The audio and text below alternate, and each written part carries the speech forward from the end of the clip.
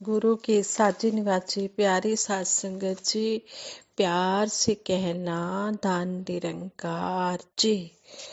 सात संगत जी कहते भी हैं, चाह गई चिंता मिटे मनुआ बेपरवाह, जिनको कछु नहीं चाहिए वो शाहन के शाह। कहते हैं कि जिनकी इच्छाएं समाप्त हो जाती हैं दुनियावी पदार्थों को प्राप्त करने की, वही सही मायनों में शहंशाह है। जिनके मन में प्रभु परमात्मा को पाने की इच्छा होती है, सेवा सिमरन सत्संग करने की इच्छा होती है, वही ये राम नाम रूपी खजाना इकट्ठा कर लेते हैं। और इसी की इच्छा हमने मन में रखनी है, तो यही सही इच्छा है। लेकिन दुनियावी प्राप्तियों की इच्छा हमने मन में नहीं रखनी है। जिसके मन में सबर सिदक का चोला है और इस परम पिता परमात्मा का सहारा है, सही मायनों में वही महात्मा माना गया है, वही गुरसिख माना गया है। संपूर्ण अवतार वाणी में शहंशाह बाबा अवतार सिंह जी महाराज शब्द नंबर 28 की ओर हमारा ध्यान दिलाते हुए हमें समझाते हैं, सबर सिदक दा चोला होवे तेरा एक सहारा है, साधु रह के दुनिया अंदर वांग कमल दे न्यारा रहे। कि जो इस परम पिता परमात्मा का सहारा ले लेता है, इस एक का होकर रहता है, और कहते हैं कि कमल के फूल की तरह ऐसा महात्मा संसार में रहता है। वो माया का लेप अपने ऊपर नहीं लगने देता, वो मायापति से हमेशा जुड़ा रहता है। ऐसे ही एक स्टोरी है आप जी के चरणों में दासी शेयर करने जा रही है। इसी टॉपिक पर ही आधारित है कि जिसकी कोई इच्छा नहीं है, जिसको किसी प्रकार की कोई चिंता नहीं है, जिसका मन बेपरवाह है, जो प्रभु परमात्मा में लगा हुआ है, वही सही मायनों में शहंशाह है। उसी को ही धनवान कहा गया है, जिसके मन में प्रभु प्राप्ति की जिज्ञासा है। कहते हैं पुराने समय में शाह शुजा नामक एक व्यक्ति था, जिसकी बेटी बहुत ज्यादा ज्ञानी थी, धर्म का पालन करने वाली और धार्मिक विचारों वाली थी। शाह शुजा ने अपनी बेटी के इन गुणों को देखते हुए उसका विवाह एक ज्ञानी फकीर से करा दिया, एक ज्ञानी संत महात्मा से करा दिया।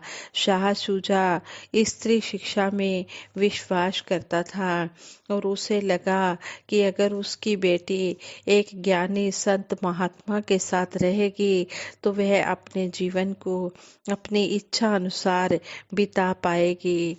शादी के बाद शाह शुजा की बेटी अपने पति के साथ खुशी खुशी उसकी कुटिया में रहने लगी। एक दिन सफाई करते समय उसको कुटिया में 2 रोटियां लटकी हुई दिखी। उसने हैरानी से अपने पति से पूछा कि रोटियां ऊपर क्यों लटकी हैं। तो उसके पति ने बताया कि वह 2 रोटियां कल खाने के लिए रखी हुई हैं। यह सुनकर वह हंसने लगी और उसके हंसते हुए देखकर वह संत महात्मा सोच में पड़ गया। शाह शुजा की बेटी ने बड़ी विनम्रता से कहा कि वह अपने पति को सच्चा संत महात्मा मान रही थी, कि उसकी तो कोई इच्छा है ही नहीं, परंतु जो व्यक्ति आज में रहते हुए कल के बारे में सोच रहा है, वह सच्चा संत महात्मा कैसे हो सकता है। कल की चिंता करने वाला सच्चा संत नहीं हो सकता। अपनी पत्नी की इस बात को सुनकर उस संत महात्मा की आंखें खुल गई। सही मायनों में जिसके मन में संतोष है वही सबसे बड़ा धन है। जिसके मन में प्रभु परमात्मा के प्रति अपने आप को समर्पण करने की भावना है कि जो भी दे दिया इसका शुक्र शुक्र शुक्र करते जाना है, वही सही मायनों में महात्मा है, वही गुरसिख है, वही ज्ञान पर चल रहा है। कहते हैं कि भक्ति के अनन्य रूपों की चर्चा होती आई है। प्रेमा भक्ति से प्रभु जल्दी खुश हो जाते हैं।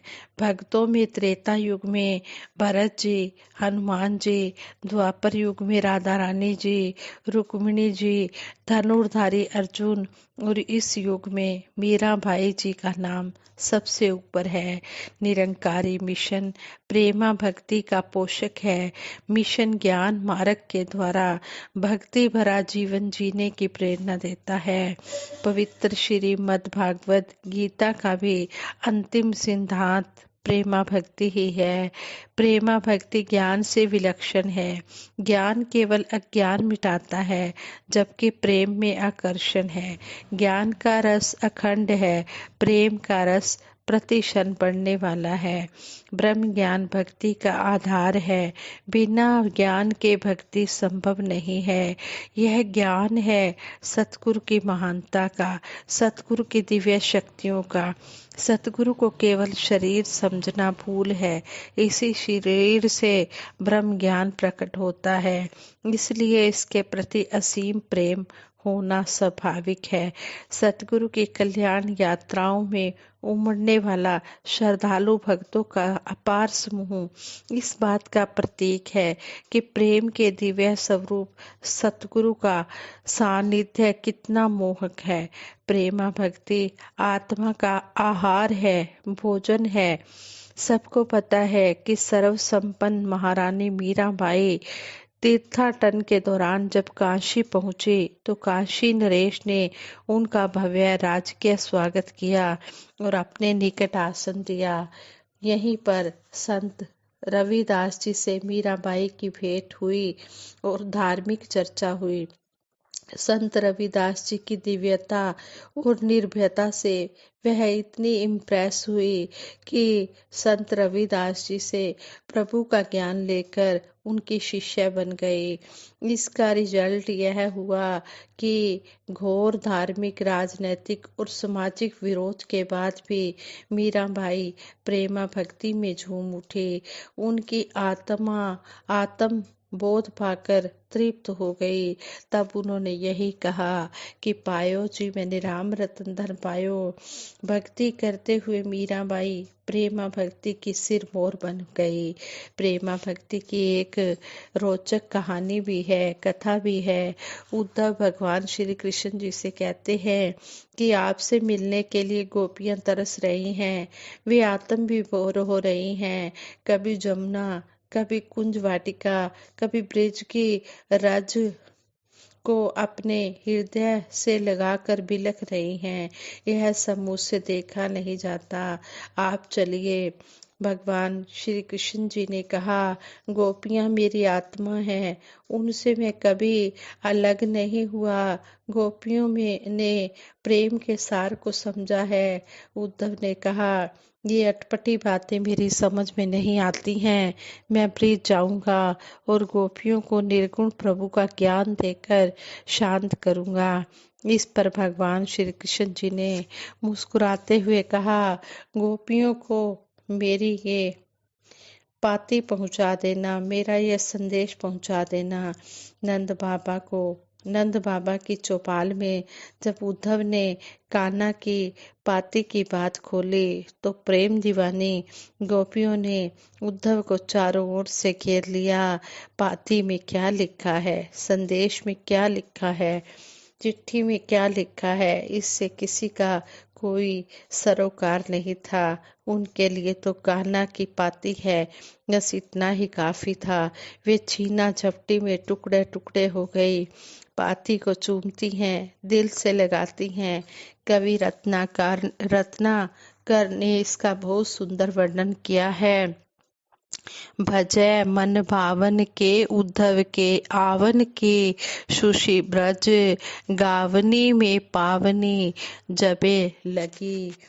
कहे रत्नाकर ग्वालिन की झोरी झोरी, दोरी दोरी नंदपुरी आवन तबे लगी।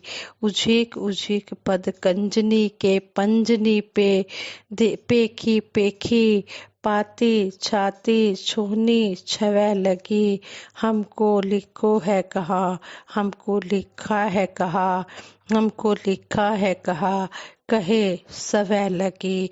उद्धव यह अनन्य प्रेमा भक्ति देखकर ठगे से रह गए, हैरान से रह गए। साहस करके गोपियों से कहा, मैं तुम्हें प्रभु के निर्गुण रूप का ज्ञान देने आया हूँ, क्योंकि सगुण रूप बहुत मुश्किल है। इस पर गोपियाँ तैयार हो गई। तो उद्धव ने कहा, सभी गोपियाँ अपने मन को साध लें। इतना सुनकर एक गोपी ने कहा, कौन से मन को साधने की बात कह रहे हो महाज्ञानी? उतो मन नाही 10-20, एक हतो सो गयो श्याम संग को आराधे ईश। यह सुनकर उद्धव हैरान रह गए। निर्गुण का ज्ञान देने गए उद्धव गोपियों से प्रेमा भक्ति का ज्ञान लेकर लौटे। गोपियों ने कहा, उद्धव मन कोई 10-20 नहीं है, मन तो हमारा एक ही है जो श्याम जी के संग चला गया है। जिज्ञासावश उद्धव चलते चलते श्री राधा रानी जी के दर्शन करने बरसाने गए।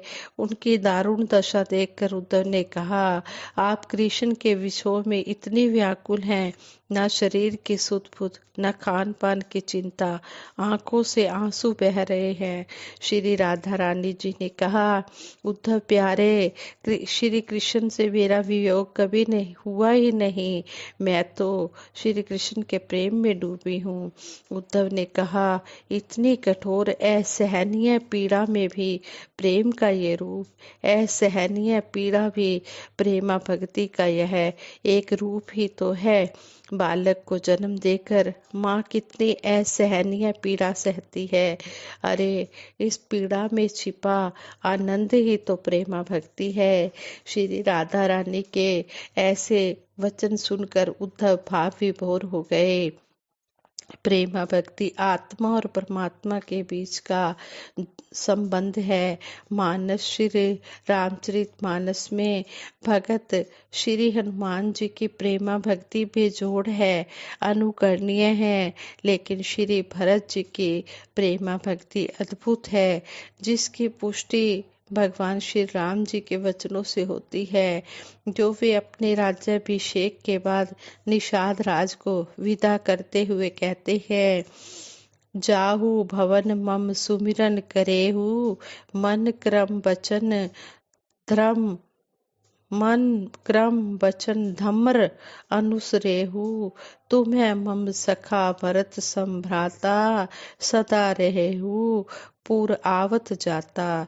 हे तात, तुम मुझे निषाद राज से कह रहे हैं भगवान श्री राम जी, हे तात, तुम मुझे भरत के समान प्यारे हो, अवध में सदा आते जाते रहना। 14 वर्षों तक इस बात का उल्लेख किया गया है कि 14 वर्षों तक प्रियाहीन रहकर एक व्रतधारी जीवन बिताने के बाद भाई लक्ष्मण जी को वह स्थान नहीं दिया जो स्थान भक्ति के पुंज प्रेमा भक्ति के वाहक भाई भरत को दिया। आज सतगुरु माता सुदीक्षा जी महाराज परम सत्य का ज्ञान दे करके प्रेमा भक्ति में जीवन जीने की प्रेरणा दे रहे हैं। इसकी पुष्टि आदि श्री शंकराचार्य जी ने भी की है। उन्होंने भी कहा है, उत्तम चरित्र ही सबसे बड़ा आभूषण है, सबसे ऊपरी आभूषण है, सबसे उत्तम आभूषण है। जो सदाचारी और विनयी है, जो सच बोलता है, उसमें सभी प्राणियों को वश करने की शक्ति आ जाती है। जिन प्रेम कियो तिन ही प्रभु पायो, प्रेम ते प्रगट होई मैं जाना। प्रेम कहते हैं कि हरि व्यापक सर्वत्र समाना, प्रेम ते प्रगट होई मैं जाना। ये प्रभु परमात्मा हर जगह सर्वव्यापक है, लेकिन इस परमात्मा को कैसे पाया जा सकता है? इसको प्रेम करके पाया जा सकता है। प्रेमा भक्ति से हम पा सकते हैं। ये प्रेमा भक्ति क्या है? जो अंदर बाहर से अपने मन को शुद्ध कर लेता है, जिसके विचार अच्छे होते हैं, जो कभी किसी का दिल नहीं दुखाता है, जो अंदर बाहर से साफ दिल का होता है, जो शुद्ध भाव रखता है, जो किसी का दिल नहीं दुखाता, किसी का हक नहीं दबाता, झूठ नहीं बोलता, सही मायनों में वही भगत प्रेमा भक्ति कर सकता है। आओ हम सतगुरु के चरणों में यही आशीर्वाद मांगे कि हे दातार सच्चे पातशाह, ये प्रेमा भक्ति के सारे गुण हम में भर देना और हम इस तरह प्रेमा भक्ति करते हुए परम पिता परमात्मा को पाएं और साथ संगत के साथ हमेशा जुड़े रहें। साथ संगत जी, ये विचार करते हुए बहुत सी गलतियां हुई होंगी, उन गलतियों के लिए आप जी क्षमा कर देना। साथ संगत जी, प्रेम से कहना धन निरंकार जी।